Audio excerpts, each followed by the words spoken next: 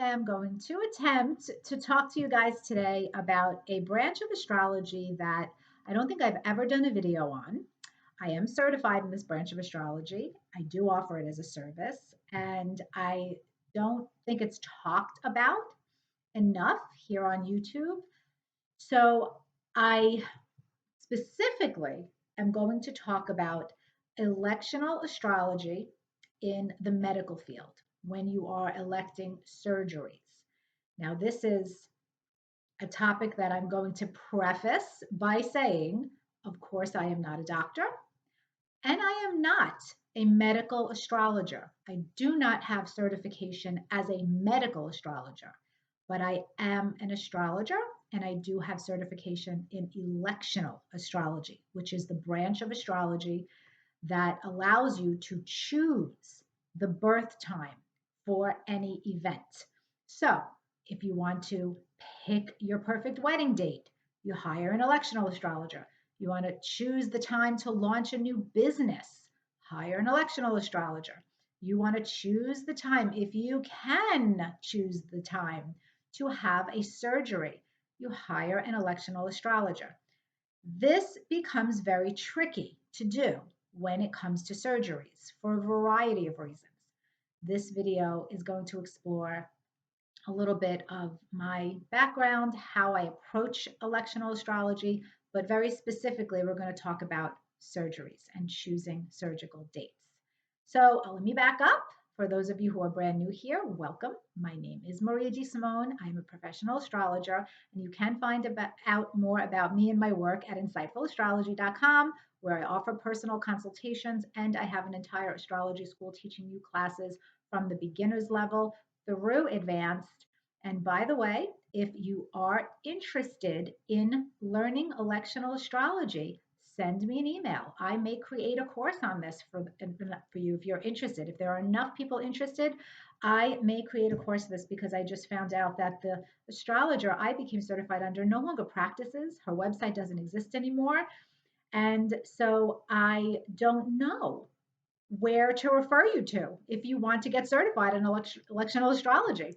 And maybe I am going to create a class myself if there's enough interest. So let me give you a little bit of background. The astrologer I learned electional astrology from is a woman named Joanne Hamper.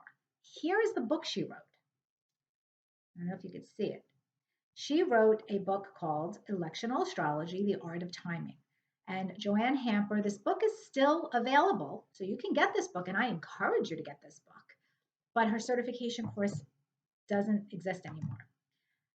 The other book that you must have in your library if you're going to be a serious student of astrology, regardless of whether you're going to pursue electional astrology or not, every astrologer needs to have the Rulership book by Rex Bills. You must have this book in your library because this is literally like a dictionary that tells you what planet and what sign rules anything you could think of. Literally, I opened this up. If you want to know what planet rules gravel, go to this book. It's hysterical. Saturn, by the way. Saturn rules gravel. If you want to know what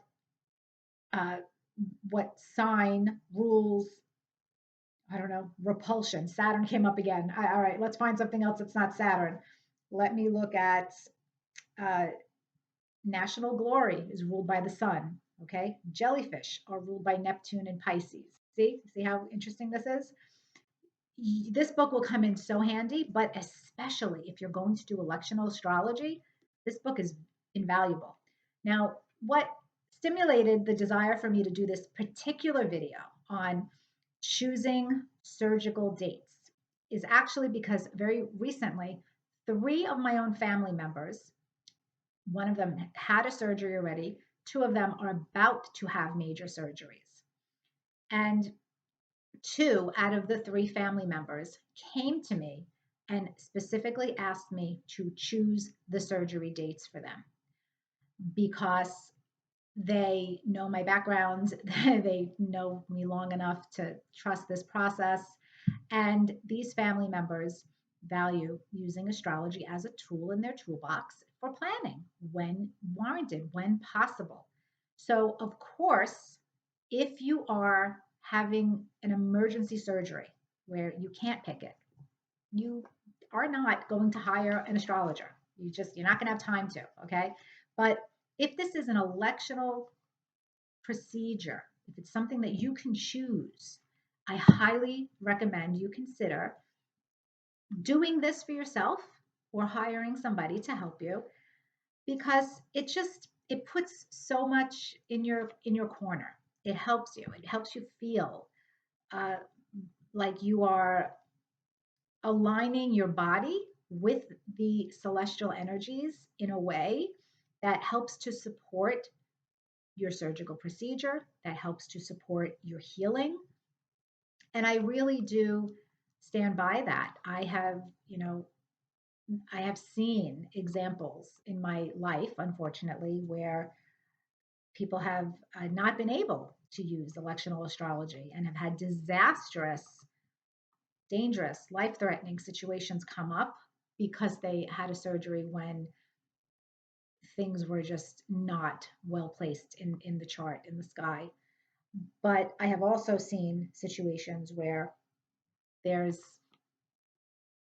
amazing results when you use electional astrology judiciously and wisely.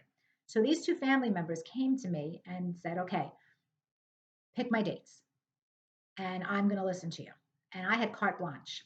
Now, an electional astrology for medical procedures, there are a lot of rules in electional astrology, just so you understand this. This is a branch of astrology that has nothing to do with natal astrology. Nothing at all. So everything you know about natal astrology goes out the window, and you have to learn an entirely different set of rules in order to apply electional astrology successfully. And so, what I'm going to give you in this video are some basic tips to help you and hopefully stimulate you to want to learn more. But here are some of the general rules about electional astrology for surgical procedures specifically. The moon is paramount in importance. The moon rules the physical body, right? And so it goes without saying that the sign the transiting moon is in should not be in a sign that is ruling the body part you're going to get operated on. And I'm going to read you a general list from Joanne's book, and then I'm going to help you understand why this is like a basic opening introduction, this book. But you will need another book. You will need this book, because this book, oh my gosh, one of the elections I did was for a surgery that involves, it's a spinal surgery and it involves specific vertebrae. And this book has an appendix that breaks down the specific vertebrae and what rules what. So I was able to really fine tune dates for this family member surgery because of the Rex Bills book. But of course, the basic rules and you know the foundation that I learned was from Joanne Hamper's book and her course. So if you are getting an operation on your head or any part of your face, you do not want the moon to be in Aries, because Aries rules the head and the face. If you're getting an operation on your throat or neck area, you do not want the moon to be in Taurus, because those are body parts that Taurus rules. For hands, arms, and shoulders, you do not want the moon to be in Gemini. For the breasts or stomach, you do not want the moon to be in Cancer. For the back and sides of the body, and for the heart, you do not want the moon to be in Leo. For Virgo, this is intestines. So anything connected to your intestines, your digestive system, you don't want the moon to be in Virgo. If you are getting surgery on your lower back or your buttocks, you don't want the moon to be in Libra. If you're getting any kind of surgery on the reproductive system or your colon specifically, you don't want the moon to be in Scorpio. However, the moon in Scorpio is considered unfavorable for any surgery. So you want to try to avoid that if possible. For hips and thighs, the moon in Sagittarius should be avoided. For skin, teeth, bones in general, lower legs, the moon in Capricorn should be avoided. For varicose veins, the moon in Aquarius should be avoided. For feet and toes, the moon in Pisces should be avoided. Now, again, this is super general. And you can get a book on any book on medical astrology to give you more in-depth information on this. Again, the Rulership book is the other book that I specifically recommend, but I have several books on medical astrology in my library. And Eileen Nauman is an amazing author, an amazing medical astrologer if you want a resource. So it's helpful to have books on medical astrology if you're going to do elections for surgeries and surgical procedures. So, rule number one, you do not want the moon to be in the sign ruled by the body part you're getting operated on. Now, for an electional surgery, the reality is your surgeon is only going to operate on specific days. There's no surgeon that operates Monday, Tuesday, Wednesday, Thursday, Friday. Usually they do procedures on a Tuesday or on a Friday, or Wednesday and a Monday, or Thursdays only. Okay, so the first thing you're going to do is call your doctor's office and find out specifically what days does my surgeon operate. And then you're going to find out, all right, these are the days that he or she operates. What are the days available for the next couple of months? Because you need to give your astrologer something to work with. You can't just let an astrologer blindly go fishing into an election because you're wasting your money and you're wasting your time and the astrologer's time. Because if they find a perfect election for a Tuesday and then you find out, oh, the doctor doesn't operate on Tuesday, you just wasted time and money. So you need to do your research and find that out first. Then, once you have that information, you are then going to need to tell your astrologer every detail about your operation, every body part that's going to be manipulated, that's going to be dealt with, because that's important for your astrologer to know. So in general, you do want to avoid the moon being in the sign that rules the body part or parts that you will get operated on.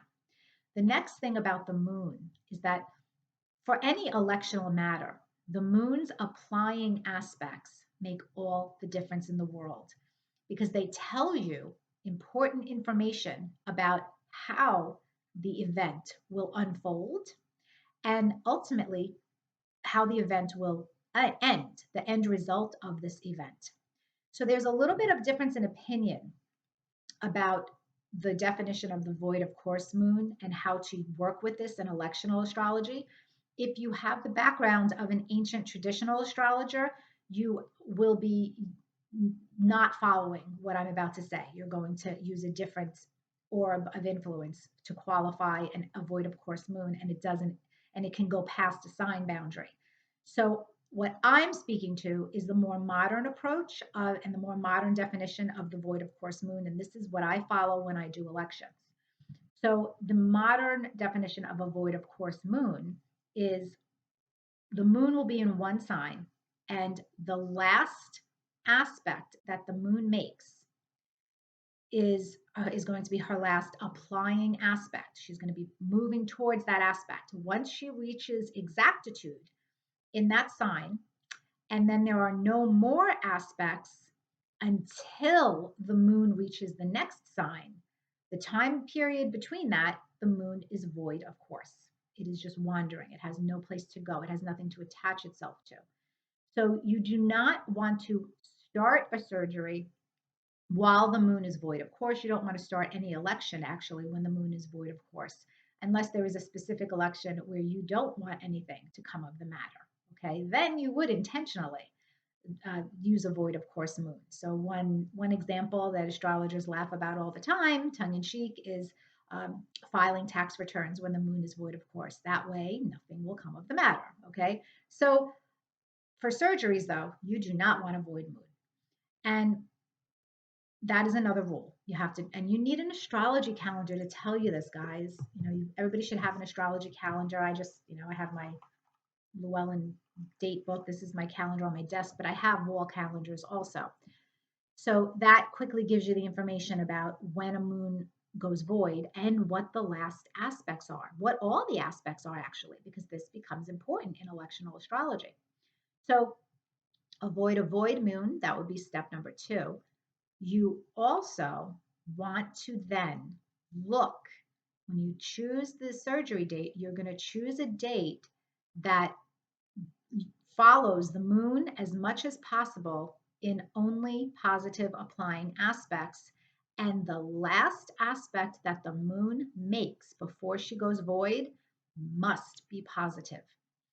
You must choose that. That is very important for electional astrology, but really specifically for medical elections, because you want the end result to be that your physical body is healthy and heals and has success from the surgery. So if the last aspect that the moon makes before going void is a square to Pluto or an opposition to Mars, you do not want to choose that day. The moon may not go void the day of your surgery. Most often it won't actually. It'll go void the next day, sometimes the day after. So you have to look at your calendar and you have to really calculate, well, what are these aspects? And those aspects will tell you the story. So let's say the moon makes one difficult aspect in the middle of this story, and then everything else is great. The difficult aspect will represent a blip in the surgery, some kind of situation, something temporary that's only going to last a couple of hours. It's not going to last for very long. And so you're going to have to judge that and decide. If the moon was square Mercury and everything else was wonderful, unless the planet Mercury connected to the body part being operated on, I would probably go ahead with the surgery and be fine with it. That's one example of, it doesn't make or break it. You're not going to find a perfect situation. That's the other thing with electional astrology. There's no such thing. You are going to have roadblocks, bumps in the road. You have to choose them as the electional astrologer. You have to kind of like pick your poison. I would rather have a moon square Mercury than moon square Pluto or moon square Neptune. Okay, so you have to judge that accordingly. Now, those staying with the moon, general guidelines is you want to avoid surgery on the day of, the day before, or the day after a new moon or a full moon or an eclipse. The new moon brings dryness to a surgery, not enough liquid. So that could be a problem. The full moon brings too much wetness, too much liquid. So that could be a lot of bleeding, a lot of swelling. Those are examples, right? So in general, you want to avoid that. Now, I will tell you, I personally had a surgery on the day after an eclipse to my moon, actually. It was a new moon eclipse. And because it was an eclipse to my moon, it didn't rule the body part that I had the operation on. So I felt like I would be okay. But it was interesting that I had a lot of bruising from that particular surgery. So I think the eclipse energy probably didn't help that very, very much. Okay. But I healed perfectly and it was fine. So it's not like you're going to die if you have a surgery on an eclipse. Don't get carried away. You have to consider a lot of factors, a lot of factors. These guidelines that I'm giving you are the most general, just the most, like at the very minimal, what you want to do if you're going to try to elect a surgery for yourself. So that's the moon. Some other guidelines, general guidelines. You want to avoid Mercury retrograde because Mercury retrograde symbolizes some kind of miscommunication or um, maybe the surgery will start late, will get rescheduled, or the doctor will be late, or the doctor will fumble with his or her instruments and, maybe be a little sloppy or scattered that day, potentially. So try to avoid Mercury retrograde. Venus retrograde should absolutely be avoided if it's any kind of medical procedure where aesthetically you want the result to look good after. So that's important. Now, above all else, if you're getting surgery, avoid Mars retrograde. This can be dangerous. To Mars rules the surgeon's surgical instruments, and Mars rules the surgeon himself. or herself. You need a strong Mars when you're having surgery. And having Mars retrograde puts you at risk for something not being quite strong or quite right there.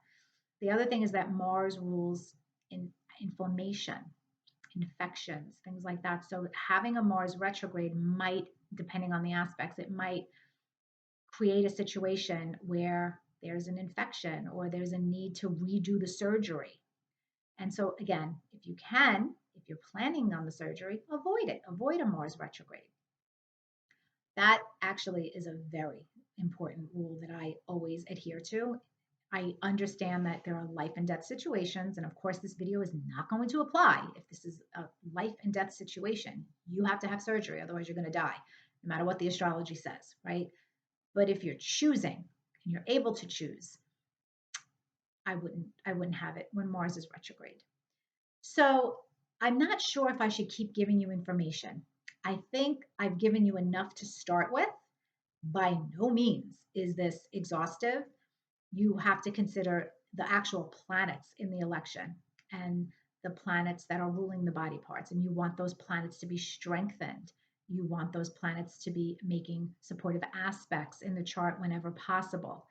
And the other thing is that even though you can choose the day of a surgery, medical procedures, it is going to be extremely rare for you to be able to choose the time. So you are going to be limited. If you can choose the time of an event in an election, then you're golden. Then you have so much control over everything because you will have control of where the planets are placed in what houses and the degrees, and you could really manipulate the election and the chart to create stronger support for whatever it is that you're trying to achieve. But when it comes to medical events, surgeries and surgical procedures, you're only going to get a window, and you're going to get that window the day before, most likely. So most of the time when you get operated on, you call the day before and they tell you, okay, you show up at 8 in the morning or you show up at 1 in the afternoon. They fit you in, they schedule it the day before. I have never seen a situation where a surgery was planned where you knew for sure at 9:12 a.m. they were going to start. That doesn't exist. So you have to understand there are limitations in hiring an electional astrologer for surgical procedures. So the two family members that I just recently chose their surgery for, I I first said, okay, call your doctor, find out what days you're operating. Then I did the thorough research to find out what planets and signs ruled the body parts that they were getting operated on. I factored in sensitivity to anesthesia, and that's a Neptune thing. I factored that in. I wanted to make sure that there was some strength there because I knew one of the people has a reaction typically to anesthesia where she throws up and all that. So I wanted that strong. And then I was able to eliminate the danger states. And that's gold, just eliminating the danger states, the no-goes, eliminate those, and then provide my first choice from the time frame that I was given. So I said, this is my first choice because of these reasons, because this is strengthened, you have the support here. And then this would be my second choice if you can't get the first choice date. So I would give a first choice, a second choice, and the third choice is, I wouldn't choose it. I wouldn't be excited about it, but if I had to have the surgery, it would still be okay. So that's what I did for my family members, and they both got their first choices. So I was happy about that for them. And if you want more information about electional astrology, look into it. Again, I recommend Joanne Hamper's book. It is a wonderful, easy beginner's book for electional astrology. You have to understand that it's a different branch of astrology, so there are going to be different rules. And then there are other resources if you want to go further. Again, for those of you who are astrology students, if you're interested in maybe me creating a course on electional astrology, let me know. Send me an email or let me know in the comments. I might be doing that the second half of this year if there's enough interest. All right, guys, have a great day. If you enjoyed this content, remember to hit that like button. It is very much appreciated, and consider subscribing to the channel if you haven't already or some more high quality astrology video content. Take care.